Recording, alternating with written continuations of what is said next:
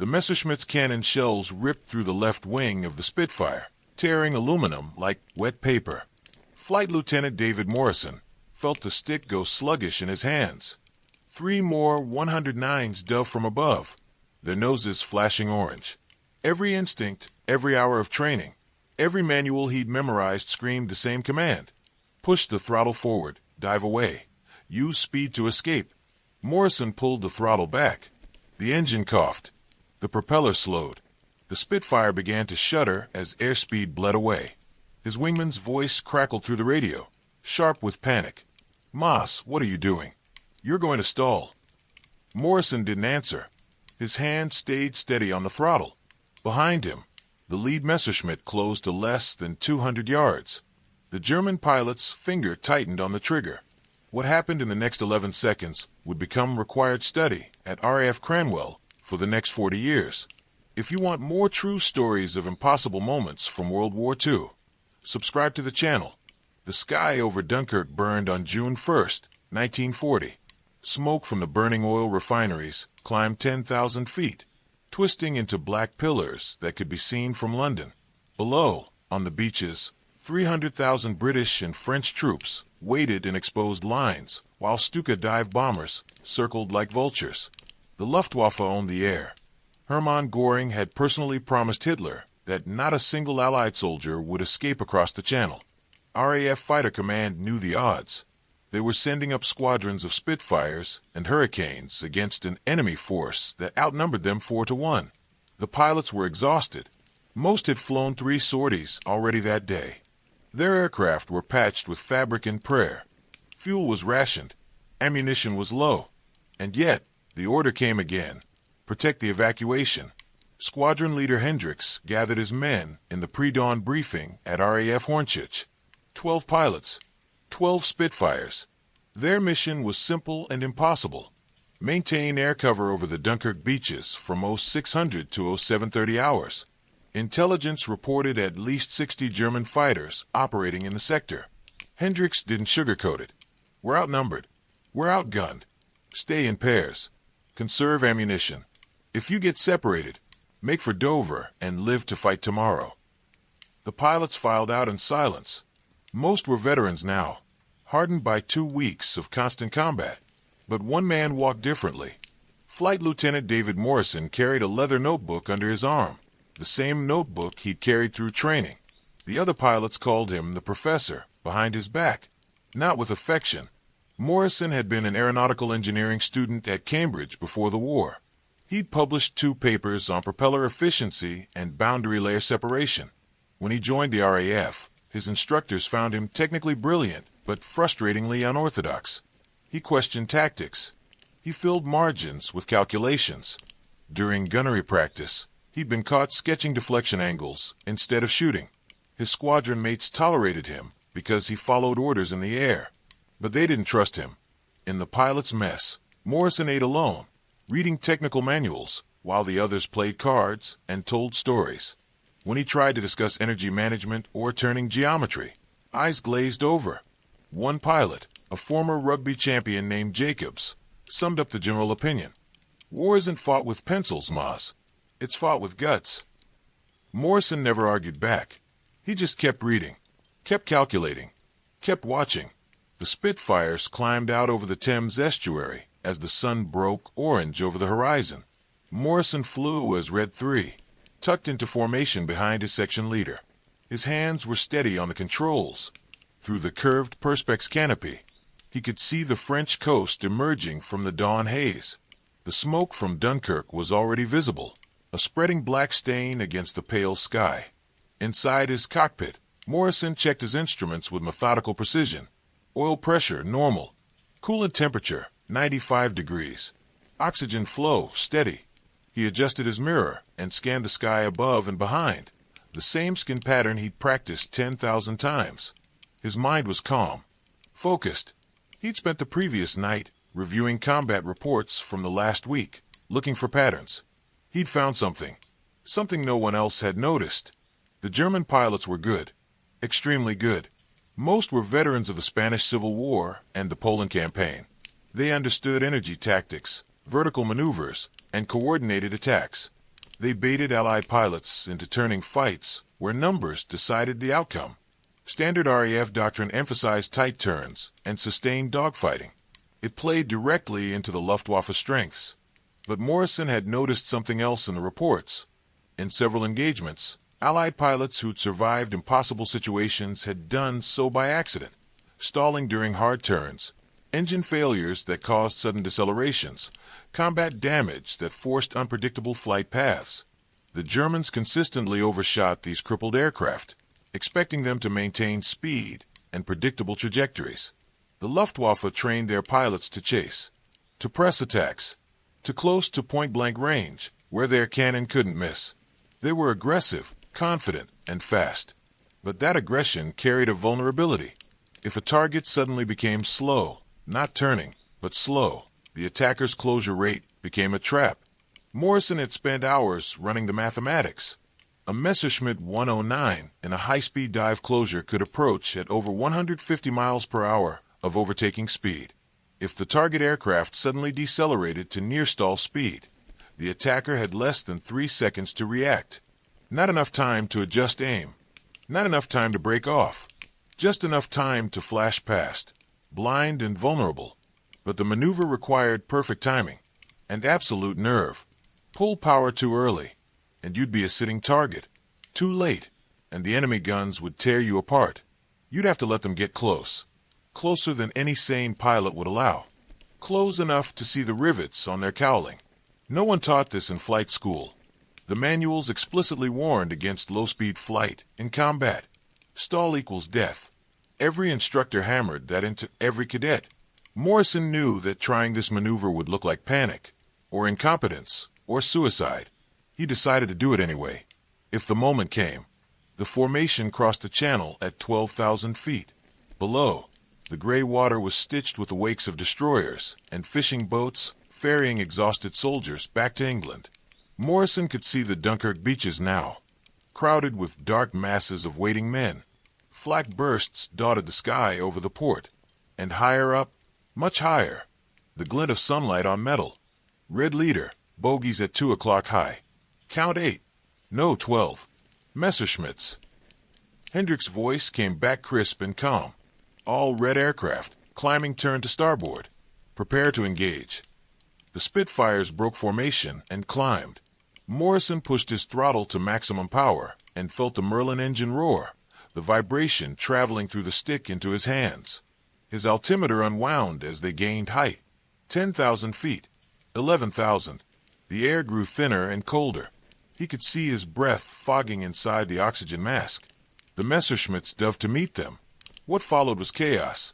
12 Spitfires against 15 Messerschmitts, twisting and turning in a shrinking sphere of sky. Tracer rounds drew glowing lines through the air. Radio calls overlapped into static noise. Morrison fired a burst at a 109 crossing his nose, saw his round spark off its wing, then had to brake hard left as another enemy fighter slashed past. Within 90 seconds, the formations had shattered. Morrison found himself alone, 3,000 feet lower than he'd started, with no wingman and no idea where the rest of his squadron had gone. He leveled out and scanned the sky, breathing hard inside his mask. The Spitfire felt heavy and slow. His left wing showed fabric tears from someone's gunfire. Then he saw them, for Messerschmitts, in perfect line of stern formation, 2,000 feet above and behind him. They'd spotted him. They were diving. Morrison felt his heartbeat slow. The moment had come. He could run, push the throttle forward, dive for the deck, try to outrun them to the channel. Some pilots survived that way. Most didn't. Or he could try to turn and fight, 1 against 4, and die in the next 30 seconds.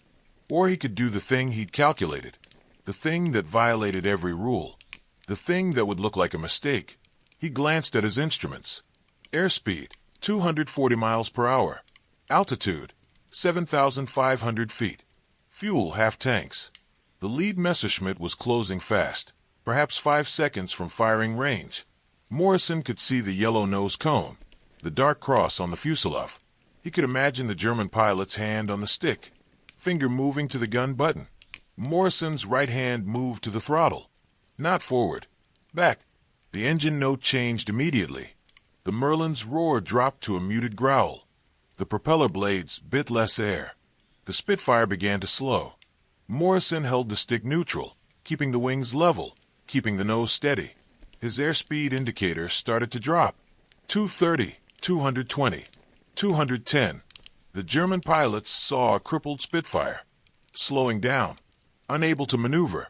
A perfect target. They pressed their attack. Morrison counted in his head. The mathematics were simple now. They were diving at 400 miles per hour. He was decelerating through 200. Closure rate, 200 miles per hour. Distance, 600 yards. Time to firing range, 9 seconds. Time to impact, if they didn't fire, 11 seconds. His wingman's voice cut through the radio, distant and frantic. Maz, brake. Brake now. Morrison's hand stayed on the throttle. Pull back further. The engine was barely idling now. The Spitfire shuddered. The stall warning buffet began to shake the airframe. Airspeed, 180. 170. The controls felt mushy. The horizon wobbled. The lead Messerschmitt opened fire at 400 yards. Morrison saw the muzzle flashes, saw the tracer rounds arcing toward him, bright and lazy-looking in the morning sun. He forced himself to wait. Not yet. Not yet. Cannon shells cracked past his canopy. One punched through his left wing, tearing a ragged hole. Another hit his tailplane, ripping fabric. The Spitfire lurched. Morrison corrected with gentle stick pressure. His airspeed was bleeding through 160 now. The stall was seconds away. The Messerschmitt was at 200 yards. Morrison could see the pilot's leather helmet, could see the gun camera mounted on the wing. The German was probably already imagining the gun camera footage, already counting the kill. Morrison counted 3, 2, 1. He chopped the throttle to idle and hauled back on the stick. The Spitfire's nose pitched up violently. The airspeed collapsed. The aircraft hung in the air for one impossible moment, suspended between flight and falling, the propeller windmilling uselessly. Morrison felt weightless in his harness. The controls went dead in his hands. He was stalling, deliberately, completely. The lead Messerschmitt screamed past underneath him. The German pilot never had a chance to react. 1 second his gun sight was locked on a slow-moving target. The next second his closure rate carried him past at nearly 250 miles per hour of overtaking speed. He flashed through the space where Morrison had been, so close that Morrison could see the exhaust stains on the engine cowling. The 109 was gone before the pilot could even process what had happened. The second Messerschmitt followed 0.2 seconds later. Same result. Blind overshoot. No shot. No time to adjust. The third German pilot saw what was happening and tried to pull up, but his speed was too high and his reaction too late. He hauled back on his stick, loading 6GS onto his airframe, and shot skyward in a vertical climb that bled energy like a hemorrhage.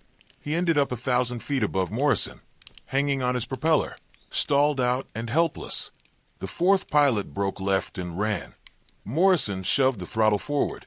The Merlin coughed once, then roared back to full power. He pushed the stick forward to recover from a stall, felt the controls come alive again as airspeed built. 140, 160, 180.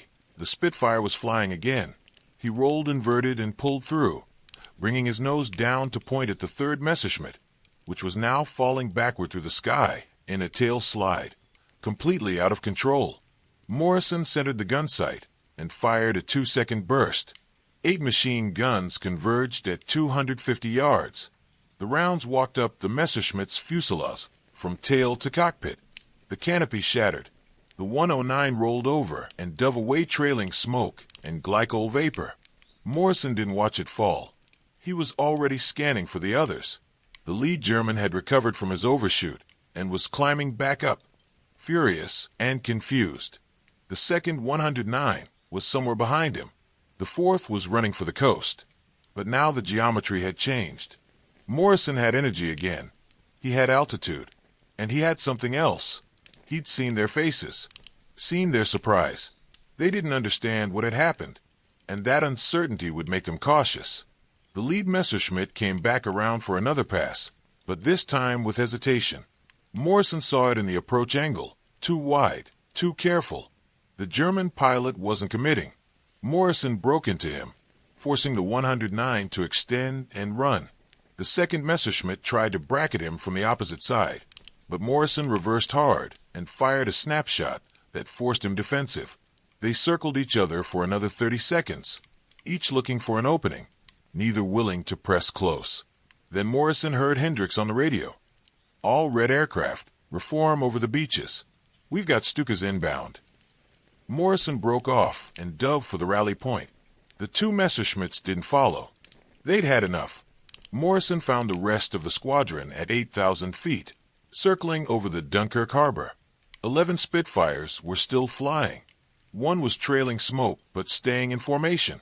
Hendricks' voice came through clear. "Good work, Red Section. Stukas at 4 o'clock low. 3 groups of 6. Escort fighters above them. This is going to get messy. Stay together." The Stukas were dive bombers, ugly gull-winged aircraft loaded with 500-kilogram bombs. They were slow and vulnerable, but they were also devastating against the packed troops on the beaches. Morrison could see them now, dropping into their attack dives, sirens wailing. The bombs fell in dark clusters and erupted in orange flowers of flame among the waiting soldiers. The Spitfires dove to intercept.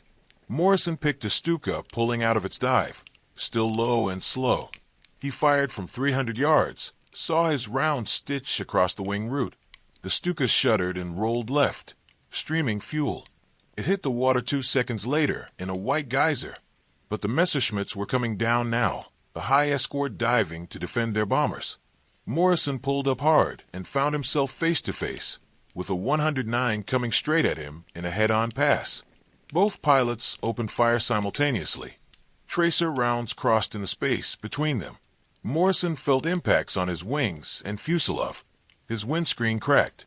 Then they flashed past each other with 10 feet of clearance, and Morrison was through, climbing back up into the chaos. The dogfight raged for 6 more minutes. Morrison fired at 3 more aircraft, but couldn't confirm hits. His ammunition counter showed 30 rounds remaining per gun. His fuel gauge was dropping into the red. Around him, the other Spitfires were in similar shape. Hendricks made the call. "All red aircraft, break off and return to base. We've done what we can." The Spitfires turned west and began the climb back across the channel. Morrison looked back once at Dunkirk. The beaches were still packed with men. The smoke was thicker than ever, but the Stukas were gone. For now. Morrison landed at Hornchurch 40 minutes later on vapors and prayers. His Spitfire had 17 holes in it. The left aileron was hanging by cables. The tail fabric was shredded. The ground crew chief took one look and shook his head. "You bring them back worse every time, sir." Morrison climbed out of the cockpit on shaking legs. His flight suit was soaked with sweat. His hands were cramping. He pulled off his helmet and oxygen mask and just stood there for a moment, breathing the cool English air, feeling the ground solid beneath his boots. Jacobs walked over, his own Spitfire being refueled behind him. He looked at Morrison differently now. "Maz, I saw what you did up there. The stall maneuver. That was—" He trailed off, searching for words. That was either insane or brilliant, possibly both. Morrison managed a tired smile. It was calculated. "You planned that." "I considered the possibility." Jacobs laughed, a short bark of disbelief. "You're crazier than I thought. But it worked. I'll give you that. It definitely worked." The debriefing was held in the operations room an hour later. The pilots sat in folding chairs, while Hendricks stood at the front near a map of the channel. Intelligence officers took notes. Morrison reported his engagement matter-of-factly. Contact with 4 Messerschmitts, executed deceleration maneuver, 1 probable kill, broke off and rejoined formation. Hendricks stopped him. "Explain the deceleration maneuver." Morrison hesitated. "How do you explain something that sounded suicidal on paper?" "I reduced power to near-stall speed during a stern attack. The pursuing aircraft overshot due to excessive closure rate. This provided firing opportunity and separation." The room was silent. One of the intelligence officers looked up from his notes. "You intentionally stalled your aircraft while under fire?" "I intentionally reduced speed to force an overshoot. The stall was controlled." Hendricks studied him for a long moment. Did anyone else see this? Jacobs raised his hand. I saw part of it, sir. He had 4 109s on his tail. I thought he was done. Then they just flew past him. It was the strangest thing I've ever seen in combat. Another pilot, a quiet man named Patterson, spoke up. I tried something similar last week by accident. My engine took damage and lost power. The Jerry chasing me overshot. I thought it was luck. Hendricks looked at Morrison. You're saying it wasn't luck. You're saying this can be replicated. Under specific conditions, yes, sir. The attacking aircraft must be in a high-speed pursuit.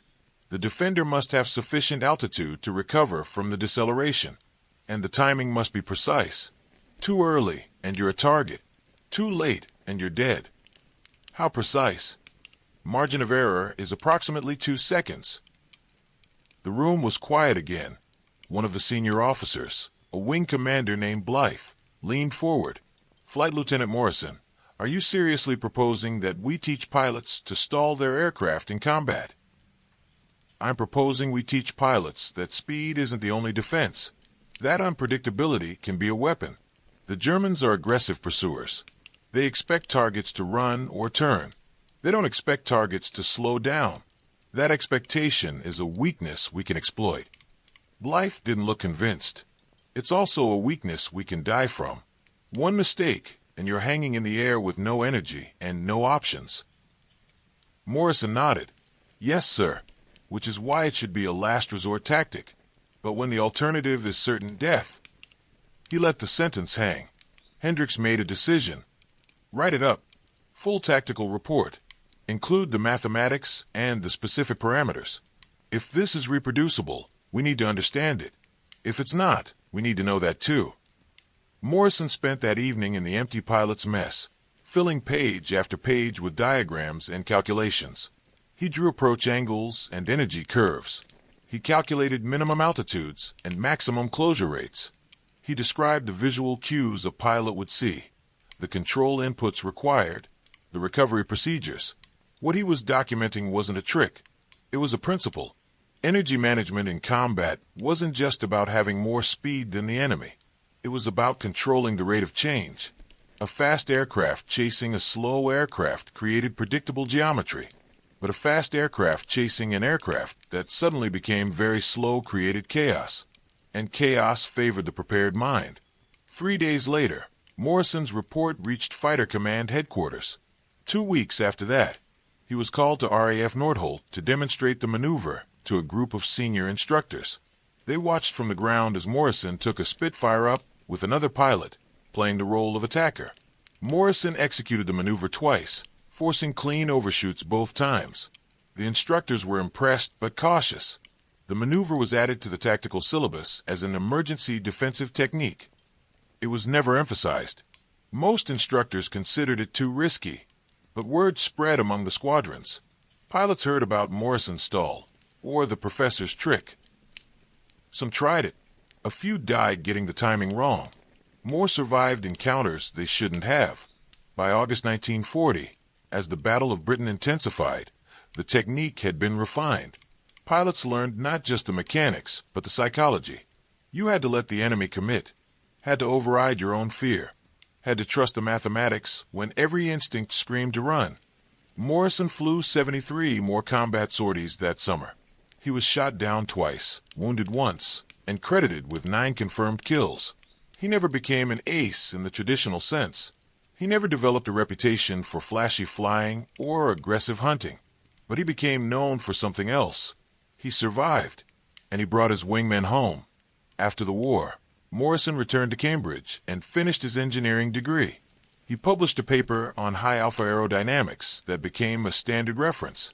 He never spoke much about his combat experience. When asked about the maneuver that bore his name, he would smile slightly and say, "It was just physics." But in the classrooms at RAF Cranwell, where new generations of fighter pilots learned their trade, Morrison's stall remained in the curriculum, not as a primary tactic, but as a reminder that the rules of combat weren't fixed, that creativity and calculation could matter as much as courage and speed. That sometimes the most dangerous thing you could do was also the smartest. The maneuver saved lives. Not hundreds, but dozens certainly. Enough that it mattered. Enough that the principle endured. When the enemy expects you to run, sometimes the answer is to stop. In the end, that was Morrison's real contribution. Not a specific technique, but a way of thinking. The understanding that air combat wasn't just about who was faster or who had more guns. It was about who could see one move ahead, who could turn physics into advantage, who could remain calm and calculating while the world was coming apart at 400 miles per hour. The Germans learned to be cautious about overeager pursuit. Allied pilots learned that speed and altitude weren't the only forms of energy that mattered. And David Morrison, the quiet engineering student they'd called the professor, proved that sometimes the pencil really was as important as the guts. If you enjoy real World War II stories, where skill and courage change history, subscribe for more. In war, we remember the bold charges and the dramatic victories. But perhaps we should also remember the quiet calculations made in cockpits over burning beaches. The split-second decisions that looked like mistakes, but were actually genius. The pilots who understood that the greatest weapon wasn't in the gun's sight. It was in the mind behind it.